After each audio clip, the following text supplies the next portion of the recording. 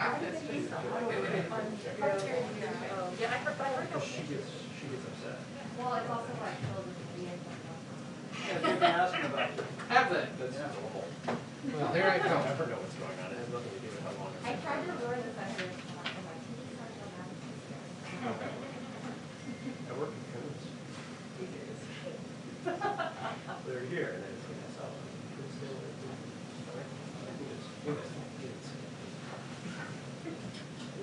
Okay, hold on.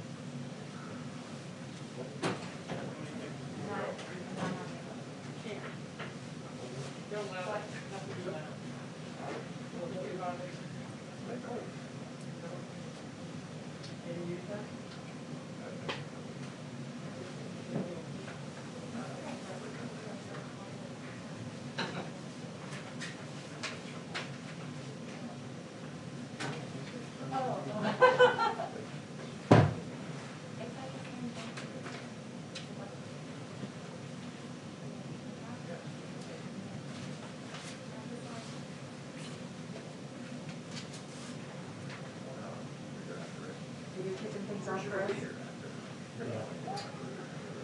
What's your topic for your first cue? Oh, I'm sure. Where you can do this. I mean, probably State Department. Are you gonna try to direct us? Yeah. At one point, I have that whole bunch.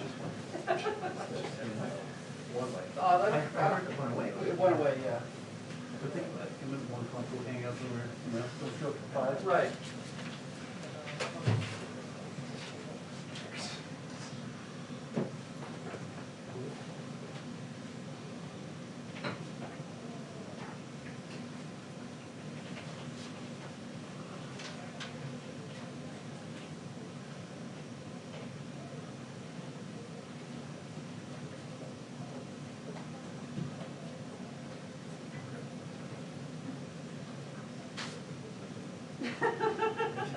Bye.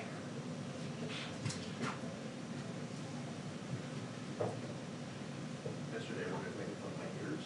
So like, Wait, what? we were making fun of the size of my ears. They look bigger with your mask. Because of the mask. Yeah. No, I know. It's like, sure. Your wife's comment was quick.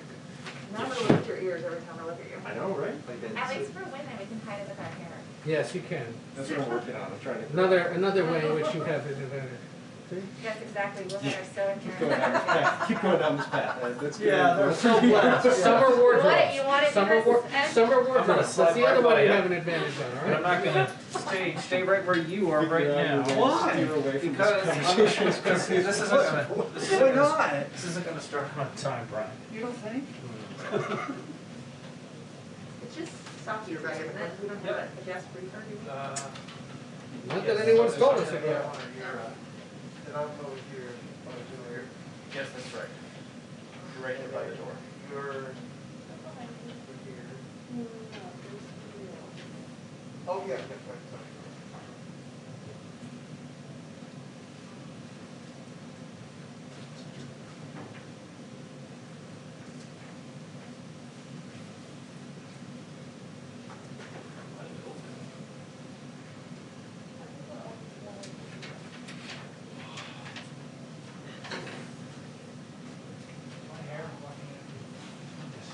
Oh, no.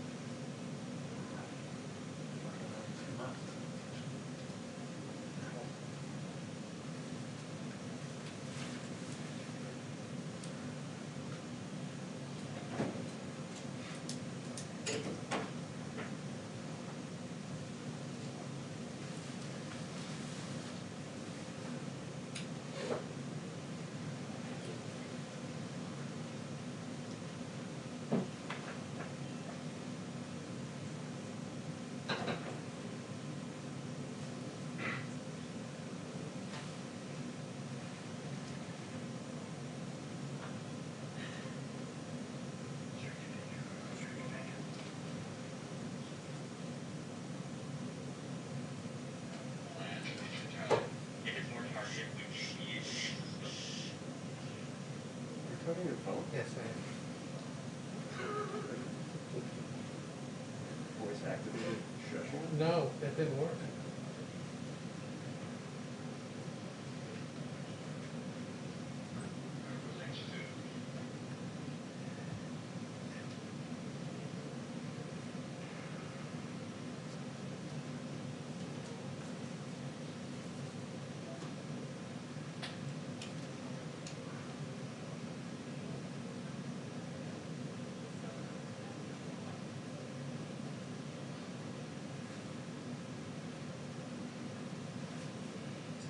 So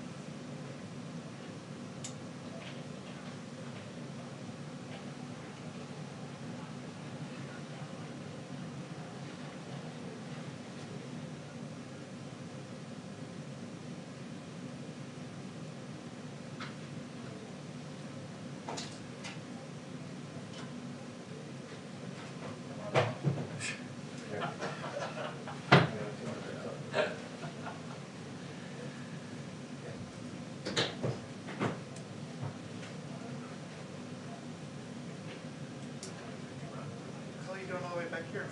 What happened? You demoted? Why are you standing on the floor? You want to sit back here with the camera?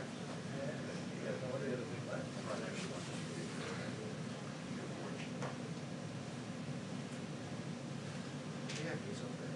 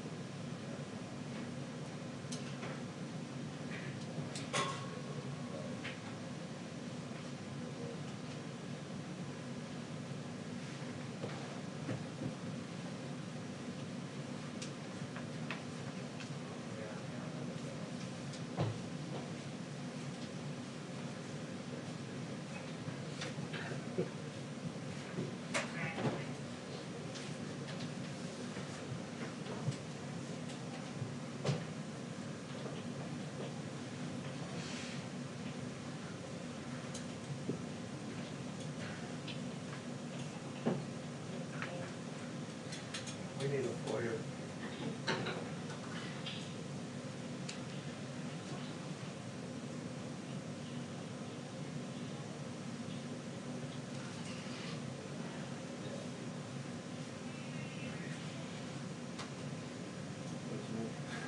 No.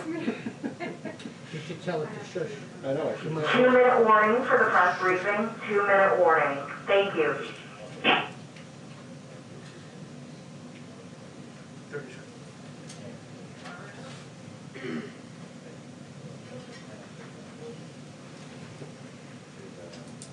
It's fired up. Brian, come by, Dave. Come on in, Chip. Thank you, brother.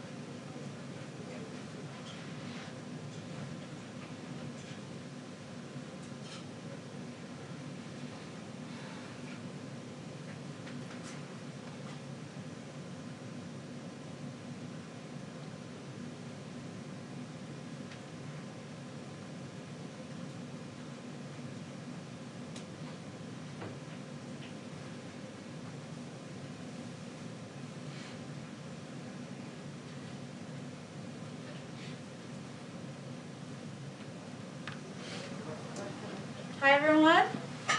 Hi. Good afternoon.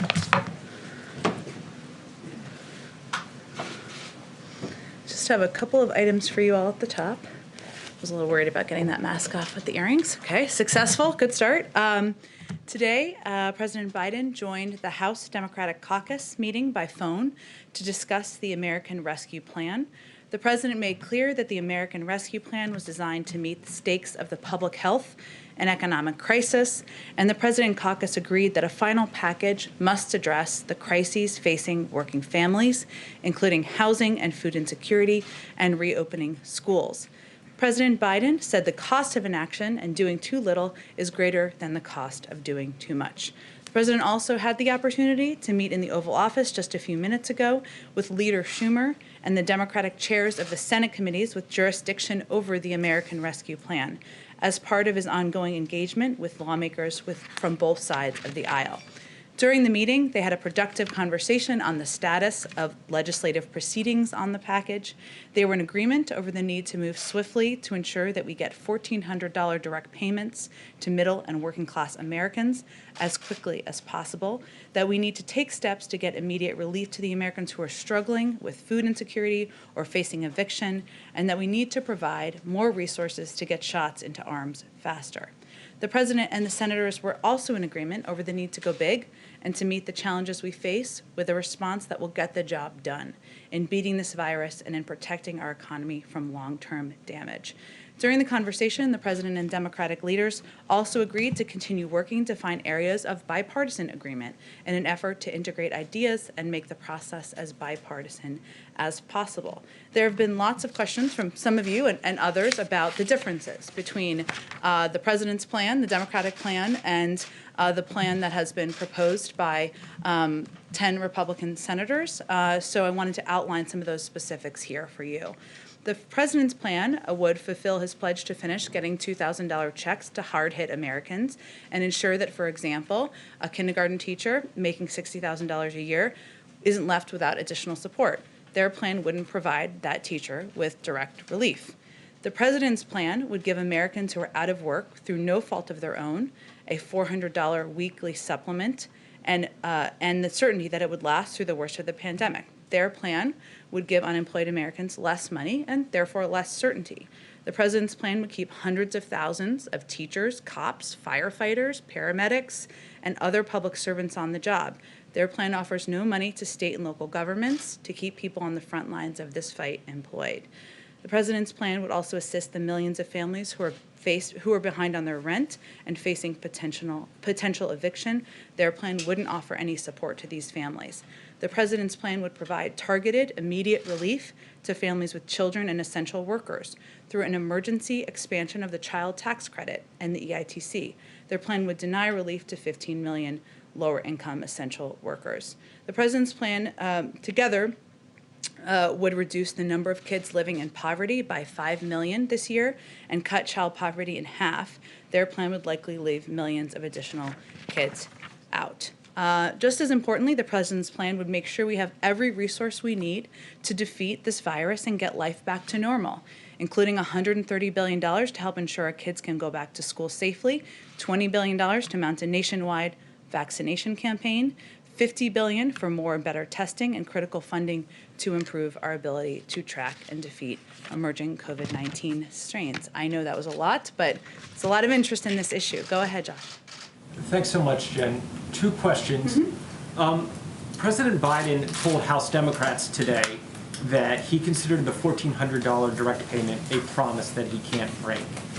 At the same time, a new analysis from the Penn-Wharton budget model suggests that 73% of those payments would go into savings instead of be spent in ways that could boost growth. I'm wondering, what's more important, to keep the promise or to ensure that the package does all it can to maximize growth? Well, first, on the Penn-Wharton analysis, we've seen that analysis, and I've talked to our economic team about it, and frankly, we feel it's way out of step with the majority of studies on this plan, including independent analysis from the Wall Street firm Moody's, JP Morgan Chase, and the Brookings Institution.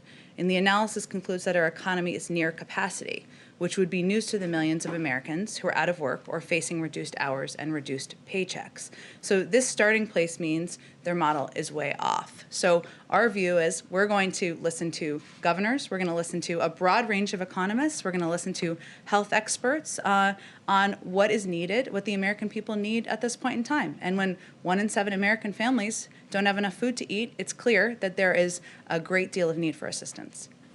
Secondly, the president is set to speak to the State Department tomorrow. How does he expect to change the tone with regard to refugees, China, and Russia relative to his predecessor? Well, first I would say the president's visit tomorrow, which we rescheduled because of snow, is largely focused on his desire to thank the men and women who are Foreign Service officers, civil servants, who are the heart and soul of that institution and, frankly, our government. And I worked there for 2.5 years. It's an incredible place, and they've had, many of them have had a challenging couple of years. But he will also, of course, talk broadly about foreign policy. How could he not if he is there? This will not be a lay down of his vision for every issue and every foreign policy issue. He will have plenty of time to do that. So I just want to kind of expectation set on what to expect for tomorrow. But you were also asking about the difference between his approach on Russia and China. I think on Russia, his call to President Putin is a couple of weeks ago, 2 weeks ago, is clear evidence of exactly that. When he called President Putin, he did not hold back. He made clear that while there are areas where we can work together, say New START, which is in the interest of the security of the United States. He has concerns about a number of areas of their reported interference, whether it's in elections, in the hacking of the United States, the SolarWinds hacking, I should say, reports of bounties on American troops. There's an ongoing review that's happening, which he also stated in that conversation. So his engagement, even directly with President Putin, tells you a bit about the difference alone. And on China, the president's view and the administration's view is that we need to work with our allies, we need to work with our partners to align on how we're going to approach our relationship with China, and we need to approach that relationship from a position of strength. There are obviously key components of that relationship. They're economic, they're strategic, but we're going to work closely with our allies. He's having those engagements now. We've done a lot of call readouts, of course, and also with partners on the Hill, Democrats and Republicans, on the best path forward. Go ahead. Thanks, Jen. The Republican plan matches you guys up on the national vaccine top line and also the testing top line, but you ticked through some pretty significant differences between the two proposals. And I know we ask this seemingly daily at this point, but where is it's your job. Where is the space for bipartisan agreement when the differences are that significant across major components of what the president wants? Well, an area where there's agreement to work together on is funding for small business. And that's something, of course, Democrats and Republicans want to do. Our view is that this bill itself is bipartisan. 74% of the public support it, Republicans and Democrats, independents across the country. And there is agreement that it's important to work with many Republicans and Democrats who fall on different parts of the political spectrum to put their ideas forward and consider them. And that's part of the conversation and part of the process now happening on the Hill. We will see. We will see what proposals that improve the bill, that make it better, and there's certainly an openness to that. One more quick relief. Several Republican senators have said publicly that they believe the president is in a different place than his staff on this issue in particular, and he is more willing to deal, perhaps, than his staff. Is there daylight between the president and his staff on the $1.9 trillion proposal? Absolutely not. I've seen some of those reports. Many of them are ludicrous. I've sat in a lot of meetings with the president of the United States in the last few weeks, and even before then. There is no one who's going to tell him what to do or hold him back from his commitment to delivering relief to the American people. And I would point you to the fact that he talked about the importance of going big on a package back to the campaign. He talked about the importance of meeting this moment back to the campaign. So that is certainly his commitment, and that's exactly what he's working to deliver on. And then just one quick one on vaccines, circling back to something you guys talked about last week, I believe, Defense Production Act. I know you said all options are on the table, you guys are working through, and that it has been launched in at least a couple of areas. On vaccine supply, is the Defense Production Act being utilized on that front? And if not, is there a timeline? Is that something that remains on the table right now to bolster, I think, one of the issues that you guys have identified as being the biggest problem right now? Absolutely, it's on the table. And, the reason the president invoked the Defense Production Act was because he wanted to have a range of options for any moment where there was a reduction in supply on materials, on PPE, on syringes, and at the appropriate time, we can certainly use it for that. But right now, our focus is on working with Pfizer and Moderna. We have confidence in their ability to produce the number of vaccines that the government has ordered on the timeline that we have committed to. And that means that we would have enough vaccines here to be able to vaccinate every American by the summer. So our focus is really more on evaluating where there are needs for supplies and materials that would help deliver the vaccines into the arms of Americans. Go ahead, Ed. Jen, you saw the president say earlier he's still confident he can get some Republican support. Mitt Romney was asked about that a little while ago, and he said, well, if they're not going to budge off the $1.9 trillion number, it's not going to happen. He was then asked, well, can you give us a specific example of something that demonstrates the differences? You didn't mention it. He says the $360 billion or so for states and localities. Is that something that is considered negotiable by the White House? Well, I'd be interested, because I didn't see, so now I guess I'm asking you a question, what Senator Romney said about whether they would propose any funding for state and local. He said that the most recent reports show that the average state in America only lasts about 1/10 to 1% of the revenue, so it should perhaps be adjusted. Well, they are not proposing any. So I would suggest, given that they also supported 160 or 180 billion in a package that moved forward under the Trump administration, that's a place where we would certainly welcome an offer from their end on what state and local funding they'd support. One other on economic relief related to the pandemic. There was a full-page ad in the New York Times last week, put there by several prominent women, calling on the Biden administration to implement what they call a Marshall Plan for moms in the first 100 days.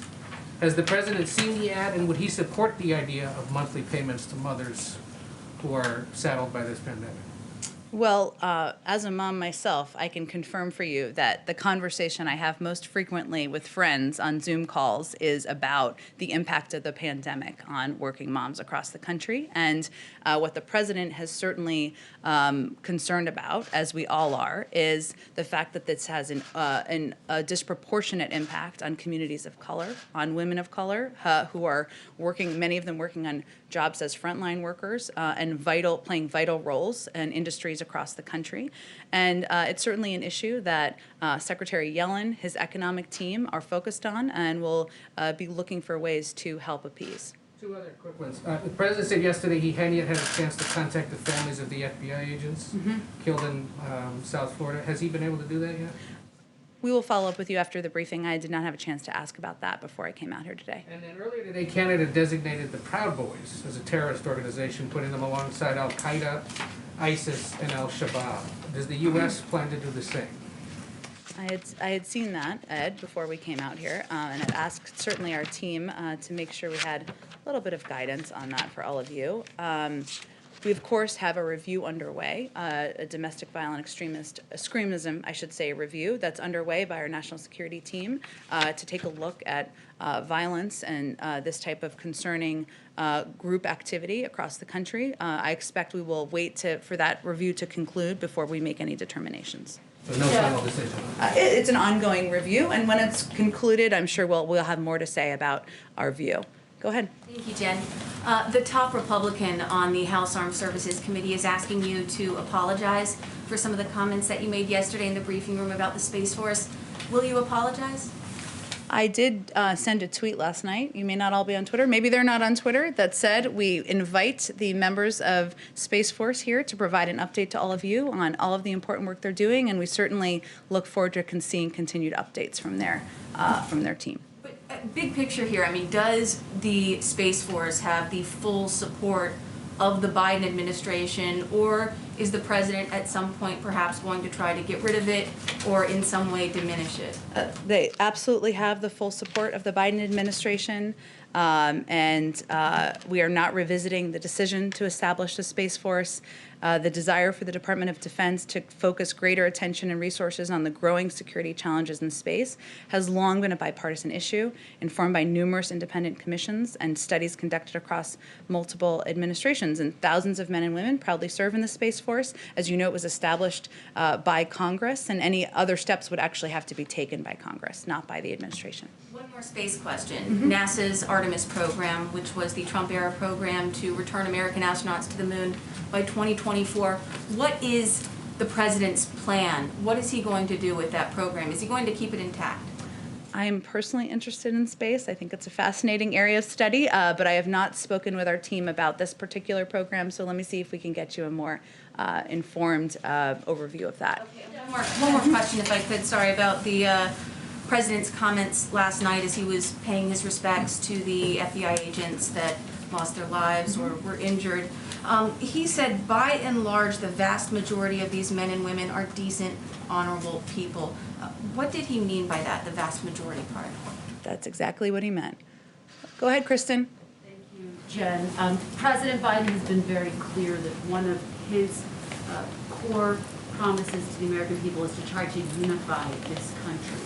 How can he take steps to unify the country while the impeachment trial is going on next week? Well, he can focus his efforts, which is exactly what he's doing, on delivering necessary relief to the American public, and using his forum to talk about how he's going to reopen schools, how he's going to get shots in the arms of Americans, how he's going to ensure that the 1 in 7 American families who are concerned they can't put food on the table can do exactly that. That's how he's spending his time as we started this briefing, and how he will continue to spend it moving forward. What's his message to Republicans who say that the very trial itself undercuts any efforts at unity?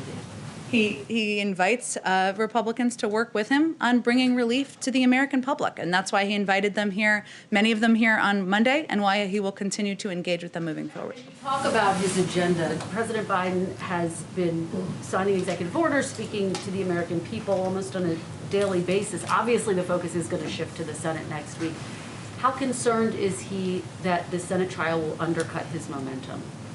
I think the president has been clear. There's an urgency to delivering relief to the American people, and it's important and vital that the House and Senate work quickly to get this bill passed. Get wrapped up within the week when you say quickly? I'm not giving a deadline. I'm just conveying what he has stated many times publicly, and we are confident they have the ability to walk and chew gum at the same time. One more question.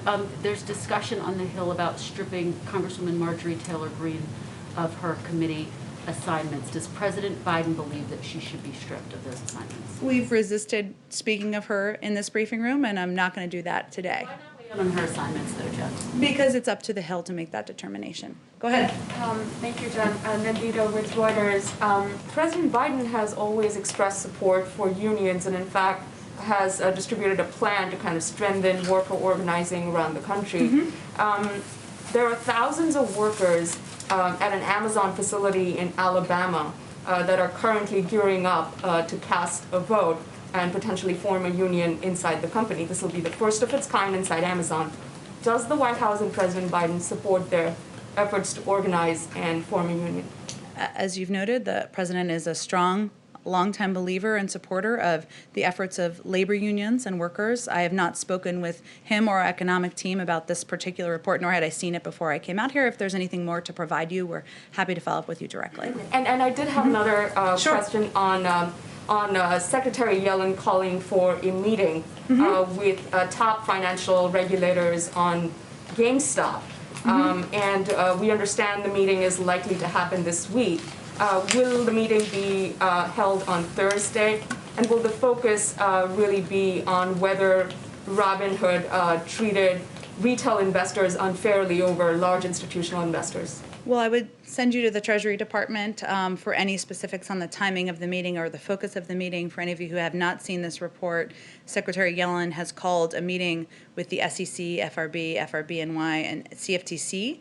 She believes the integrity of markets is important and has asked for a discussion of recent volatility in financial markets and whether recent activities are consistent with investor protection and fair and efficient markets. That will be the focus of the meeting, but for more details, I would certainly send you to the Treasury team. Go ahead, Jennifer. Any update on the release of the White House visitor logs? Either were you able to figure out if you can technically access the Trump administration visitor logs? I was. We cannot. That is under the purview of the National Archives. So I'd certainly point you to there. And in terms of the our plans to release the visitor logs, we do plan to do that on a quarterly basis, just as the Obama-Biden administration did as well. And then one other thing also on unions, Mitch McConnell was critical today of giving generous funding to school districts where the unions are not allowing the schools to open. Do you have any reaction to that? I would say that the purpose of giving funding or supporting funding and getting it to school districts is to ensure that teachers are safe, that kids are safe, that there is necessary PPE, that there is ventilation in the school, that there is the environment that allows for children to return safely. And that is the president's focus. That's why he also wants to reopen schools and wants them not to just reopen, but wants them to stay open, which as a mom, that is pivotal. But he knows it's essential that it's done in a safe way. Anything on the unions not allowing some school districts to reopen? There's discussions in different districts, as you well know, between school districts or and elected officials and the unions, and we certainly hope and encourage progress on that front. But the president's focus is on the schools reopening safely and them staying open. Go ahead, Sungmin. I have a couple questions. Thanks, Jen. So during the Georgia runoffs, President Biden campaigned specifically on $2,000 stimulus checks, and obviously, as we've discussed, the payment is $1,400. There doesn't seem to be an active discussion on actually raising that amount. So is that a broken promise to voters who may have been expecting $2,000 checks if Democrats won?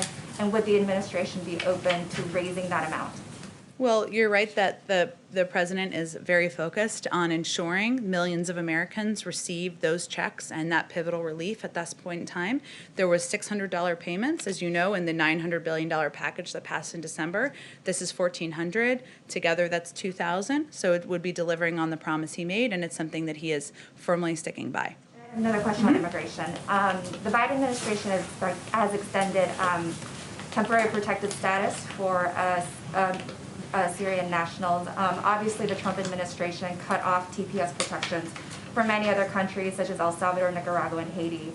So does the administration plan to reinstate those TPS protections for those countries? It is all under review at this point in time, and obviously the president has talked about his own commitment to reinstating TPS in certain cases, but it has not. The review has not been completed at this point in time. Go ahead. Thanks, Jen. Earlier today on the call with House Democrats, the president talked about better targeting the stimulus checks. I'm wondering if you could just explain what he meant by that and what might be under consideration. Sure. Well, as we've said in here a few times, but I know this is an ongoing process. You know, the president, having served in the Senate for 36 years, fully recognizes that the bill he proposed, that he did a primetime address on 2 weeks ago, that may not look exactly like the bill that comes out, and he knows that. That's part of the legislative process. So further targeting means not the size of the check. It means the income level of people who receive the check, and that's something that has been under discussion. There has been a conclusion, but certainly he's open to having that discussion. And I also want to ask, in the previous administration, often when coronavirus cases came up in the White House, people tested positive, it came out in the news media. I was wondering if this White House has a policy on releasing information about people who test positive in the White House or in the administration who have contact with White House officials. Sure. Well, if for anybody who covered the campaign, and I was not on the campaign, but what they tried to do was be very transparent about anyone who had any contact with, would have been in close proximity to the president or vice president, and release if they had a COVID positive test. And so we will certainly model that transparency if and when that occurs here, and venture to provide accurate and up-to-date information as quickly as possible to all of you. Not through the media, but directly. I mean, you are the media, but you know what I mean. Go ahead. Hi, thanks, Jen. I have one question and then one from a colleague who can't be here due to social distancing. The CDC director is saying that the vaccination of teachers is not a prerequisite for safe reopening of schools. Does the White House agree with this? And should states be prioritizing teachers over other essential workers in the vaccine line? Well, I saw the comments of Dr. Walensky, but I will say that even she would say, if she were standing here, she's welcome to come anytime, but she's in Atlanta, that they have not released their official guidance yet from the CDC on the vaccination of teachers and what would be needed to ensure the safe reopening of schools. And so we'd certainly defer to that, which we hope to see soon. The president himself has talked about the importance and the priority of vaccinating teachers, and in most states they're in the 1B category of vaccination. But it is up to states to determine prioritization. Obviously, there's federal guidelines, and we work closely with governors, but we leave it to them. But certainly, ensuring teachers are vaccinated, prioritizing teachers is important to the president. And this is from a colleague. Oh, sorry, go ahead. Yeah, following the 2020 election, 28 states have brought forward 106 different bills related to voting access, according to the Brennan Center for Justice. Is President Biden keeping track of those efforts, and will he talk with states to ensure Americans aren't restricted from voting in future elections? Well, the president's priority is certainly ensuring, and the vice president's priority is certainly ensuring more people, not fewer people, have access to voting, and that it is easier, not harder, to do that. We saw some examples of voting by mail or early voting, given COVID, that could be models for the future. It's certainly an issue he's following, and his team keeps him abreast on. I don't think there's been an update since he was inaugurated to him, but it's certainly an issue he cares personally about, as does the Vice President. Go ahead in the back. Yeah. Good afternoon. Owen Jensen with EWTN Global Catholic Network. President Biden has stated he wants to unite the country. In the first 2 weeks he's been in office, however, and much to the great disappointment of pro-life Americans, he has revoked the Mexico City policy. He has ordered a review of Title X and issued a statement strongly supporting Roe v. Wade. Is the president going to make any effort to reach out to pro-life Americans in his administration? Well, those have long been the president's positions, and he certainly was just restating them and delivering on promises he made on the campaign trail. But the president will reach out to all Americans, and that is how he's going to govern, what he talked about in his inaugural address, and he has every intention of delivering on that promise. If I may follow up on that, will he, you described him as a devout Catholic, will he use his faith to guide him in any policy decision making? He does attend church nearly every weekend, and that's something that's important to him personally and to his family. And he's talked about the impact of his faith on healing and everything he's been through as a human being. So certainly it's a guide to him as a human being. Go ahead. Thanks. Earlier you mentioned a number of topics that Presidents Biden and Putin had discussed. One that you didn't mention is the two Marines who are imprisoned, Trevor Reed and Paul Whelan. Trevor Reed from Texas had an appeal today in Moscow. The U.S. ambassador called his conviction a mockery of justice. What is the U.S. doing to secure their release, and do you consider these two Marines to be hostages? Well, Ambassador Sullivan, who I think you were referring to, today called Trevor Reed's trial a mockery of justice, and we certainly agree. And as you know, we have a range of means of communications with the Russians at several levels. We have a Secretary of State who's now confirmed. We have a National Security Advisor, and we have a number of officials in the State Department. But I'll use this as an opportunity, once again, call on Russia to swiftly release both Mr. Reed and Paul Whelan. And doing so on the heels of extending New START would demonstrate that Russia is ready to move past intractable issues within the bilateral, lots of bipartisan talk in here today, bilateral relationship. But that's our view, and we certainly raise this at every opportunity. Are sanctions or any other consequences under consideration? Well, there's also a review we've announced here, of course, and I talked about a little bit at the beginning of our relationship, and certainly a number of issues that are being looked into by the national security team. And once that review is concluded, we'll have more to say on our policy moving forward. Does the administration consider them to be hostages? I don't think I'm going to add a new category or categorization from here today. Go ahead. Jen, I want to follow up on ventilation in the schools in terms of reopening them safely. How exactly does the White House see that playing out? Is the president saying that no school should be reopened unless they get a brand new or renovated ventilation system?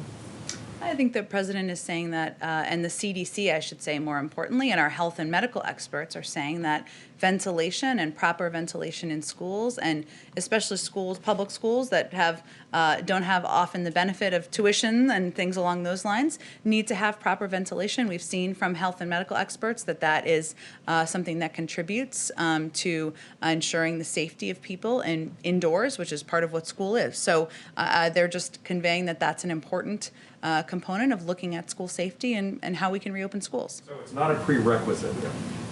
Well, there haven't been prerequisites set. There have been broad objectives that have been set by the CDC and others. They have also not put out their specific detailed guidelines yet, and we'll look forward to seeing those and abiding by them and communicating about them from here. Go ahead, Josh.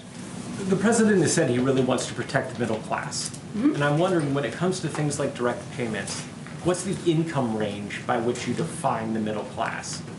Like, how much does someone who's middle class, how much do they earn? What's the range? Well, there are ranges in the bill, as you know, that are what the president proposed and what he outlined during his primetime address. I don't know that he looked at the bill as his own personal definition of the middle class as much as a definition of the people who need help the most. So that's that bill is the rough range and how you're thinking about it? I think I just said it's not the definition. He wasn't looking to answer the question for economists around the world on how to define the middle class. He was defining who needs help the most now, and that's how the bill is defined and why he's so focused on ensuring those checks go out to the American people. Go ahead. Two quick follow-ups. One on the voting question. The Voting Rights Act update, or the John Lewis Voting Rights Bill. You guys have majorities in the House and the Senate. And we talked about it on the campaign trail, but given Shelby Holder and the change of pre-clearance, is that a priority? And if it's a priority, when, I understand you've only been here 2 weeks, but with the majorities, when do you push forward on that priority? It remains a priority, of course. The president's number one focus, though, remains getting the American Rescue Plan through. He's also going to talk more about a Build Back Better plan as we get into the early spring or late winter, I guess, and that will be another priority as an immigration package that he has proposed to the Hill as well. So ensuring that it is easier to vote, that more people have access to voting, that we are making it, a part of the right of being an American is a priority to the president. But I don't have a timeline or a date for you on when we would push for that bill to move forward. One other quick one on Burma. Leader McConnell, after he spoke with the president yesterday, said he expects the administration to quickly sanction the military leaders. I know we talked about the changes in foreign aid. What is the timeline on sanctions? Is Leader McConnell right that sanctions will be coming quickly?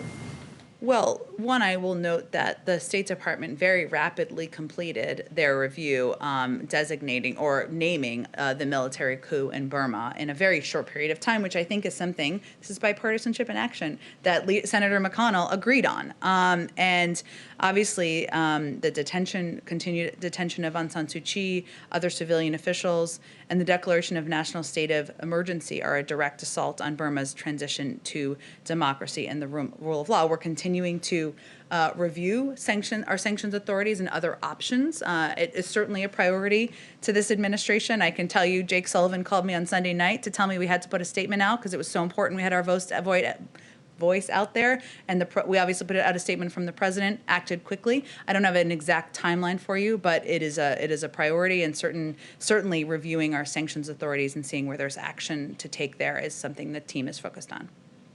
Go ahead, Jennifer. Have you guys been talking at all about the Iowa caucuses or the lineup for the next presidential? Too soon, Jennifer, too soon. So no discussion about Nevada wanting to go first? We are certainly not focused on the next political campaign here quite yet, and we don't have any point of view to share on the order of the presidential nominating contests. Though Nevada's a little warmer, but all great states. Go ahead. Jen, you said that you will be checking with the NSC and the president about the Summer Olympics, I believe. Mm-hmm. Can you tell us, does he think at this point that it is safe for the U.S. team to go to Tokyo? Well, I know there's been some reporting on this. We're not currently talking about changing our posture or our plans as it relates to the Beijing Olympics. We consult, of course, closely with allies and partners at all levels to define our common concerns and establish a shared approach, but there's no discussion underway of a change in our plans from the United States at this point in time. Go ahead, Todd. Thanks. One of the law enforcement gaps that was identified after the riot January 6th was that President Trump had insisted on this focus on Antifa, and I'm wondering what President Biden has done to redirect an emphasis on right-wing extremism. Well, we've launched an entire review on domestic violent extremism that would cover that across the board, activity across the board, concerning activity across the board. It's not a political review, it's a review of domestic violent extremism. And our plan is to look at that, have our team look at that, again, not through a political lens, but through the lens of national security experts and teams who have expertise in this area. And when that review is concluded, we will have more to say on it. Can I just follow up very quickly on the Olympics? You said Beijing. I'm asking about Tokyo. Oh, sorry. There was a lot of Olympics questions going on. Does the president think that it is safe for U.S. athletes this year? Again, nothing has changed about our plans. I would send you to the USOC to discuss anything further on plans for athletes. Kristen, go ahead. Thank you for that clarification, too. Lots of Olympics. Can I follow up with a previous question and just circle back to President Biden's comments yesterday in the Oval Office when he said the vast, vast majority of U.S. law enforcement officers were decent, honorable people? Why did he think it was important to stress that the vast majority are? Because I think he believes that the men and women who have been serving our country in a variety of capacities have been criticized, some have been threatened. The roles they're playing have been questioned over the last several years, and he wanted to reiterate his support for the important work they do. It's also why he's visiting the State Department tomorrow. Not to say that all of them are. I mean, he made that delineation. Well, I think the point he's making is that despite reports of individuals in different areas who may have done things that are problematic, that the vast majority of men and women serving are in our law enforcement roles, serving in civil service roles, serving in roles across government, do vital and essential work for the American people. Go ahead. Thanks, Sebastian Smith, AFP. So I know, I remember your mask. It stands out. It has flamingos on it, in case anyone's wondering. The flamingo guy. I know. Uh-oh. Sorry about that. I'm gonna owe you a drink later. Sebastian Smith, flamingo guy. There you go. Okay. Again on sanctions, this time on Russia, is there any discussion of targeting people close to Putin over what's happening with Navalny and the opposition there? And has the president talked to EU allies about this? The president has certainly spoken with a number of European allies about a range of issues of mutual interest, of course, including Russia. In terms of what sanctions options may exist or what options in terms of a response may exist, the president, of course, reserves the right to respond in the manner and course of his choosing at any point in time. But we're going to let this review complete, and then our policy teams will make decisions about any specific steps they'll take in response. Okay, just a little one related, but not exactly the same. Does the president have any position on the activity, the presence of outlets like Russia Today and Sputnik, which I believe maybe even come here sometimes, I don't know. Does he have a position on that? Because in some countries they're seen as out-and-out propaganda tools of the Kremlin. Given things are fairly frosty with Putin right now, what's the position on that? I have not spoken with the president about RT or Sputnik. I think it's pretty factual to say they are tools of propaganda who work on behalf of the Russian government. I don't know that anyone would question that, or raise your hand. I'm happy to discuss. But I have not discussed that with him specifically. I do know that when I was at the State Department, they attended the briefing. I had a little fun with them from time to time, but they attended the briefing, they asked questions, but I think there's no question as we're trying to decipher information that's accurate and inaccurate, it's important for the American people to know that there are outlets working on behalf of foreign governments who have an agenda, and they're not playing the role of free press and free media as you all are. Are you okay with them working in the White House, for example? I haven't seen them around here. I'm not sure if they're in the White House Correspondents Association. You'd have to ask them that question. But all I'm conveying is it's important for people to understand and know that there's an agenda and that they are not the same as AP, ABC, other outlets, BBC around the world. Go ahead, Todd. Can you clarify what President Biden's goal is for the number of vaccines? I thought he had raised it to 150. But Zients on today's call said that it was 100 million. The president is always going to push his team to go as big on vaccine distribution as possible, but our goal remains 100 million shots in the arms of Americans in 100 days. And that was a goal that was set in the fall before a single vaccine had been put in the arm of an American, and it was seen as bold and ambitious at the time. But we're not going to stop at 100 million. We're not declaring victory. We wanted to set markers for ourselves. So that's the marker we set, and we're working to achieve it. Go ahead. Senators Coons and Carper earlier today said that cabinet confirmations came up during their meeting. I was wondering if the president's been frustrated by the pace on the Senate side and whether he had raised that with his messages to senators. Well, presidents always want it to move faster. That's what I can confirm, having been here twice. But there certainly was a delay in the confirmation of a number of our cabinet nominees. Over the course of weeks, some of them were slower paced than they should have been early on, and there are people we would like to see in place. Obviously, Ali Mayorkas was fortunately confirmed yesterday to Secretary of Homeland Security. We'd, of course, love for the Senate to move forward with the confirmation of Attorney General Merrick Garland, future Attorney General, I guess I should say, Merrick Garland, in order to deliver on the President's promise of an independent Justice Department that's not influenced by politics. That would certainly be a break in the past. So there are still key positions that have not moved through the confirmation process that we are eager to see move forward. We have seen, though, some progress in the last week or so, and a number who have moved forward. Former Mayor Pete Buttigieg, of course, yesterday just confirmed as the first LGBTQ secretary in a cabinet. He's going to play a pivotal role on our economic planning, but there's more to be done. It's something that the president and his team will continue to push on to get his full team in place. Go ahead. Do you know on the cloud contract for that the Pentagon awarded to Microsoft, do you know if the Biden White House is going to review that at all? Because, I mean, you know that during the Trump administration it was awarded to Microsoft instead of Amazon, and President Trump had some feelings about Amazon. And I heard that, saw that. A review? I would certainly send you to the Pentagon on that, Jennifer, and if there's more to report from here, I will let you know, but I would certainly send you to the Pentagon. Go ahead all the way in the back. And would President Biden be open to having mandatory year-round schooling to get kids caught up, so many kids who are falling behind? Would be open to something like that, or having full-time summer school, whatever it takes? I have not discussed full-time or year-round schooling with the president. Of course, as you know, that requires often state funding, and that often is up to governors to know if they can provide that funding. But I don't think I have anything further for you on that.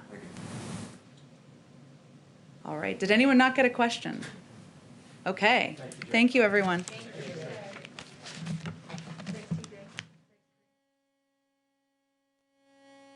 You just sat here. It's just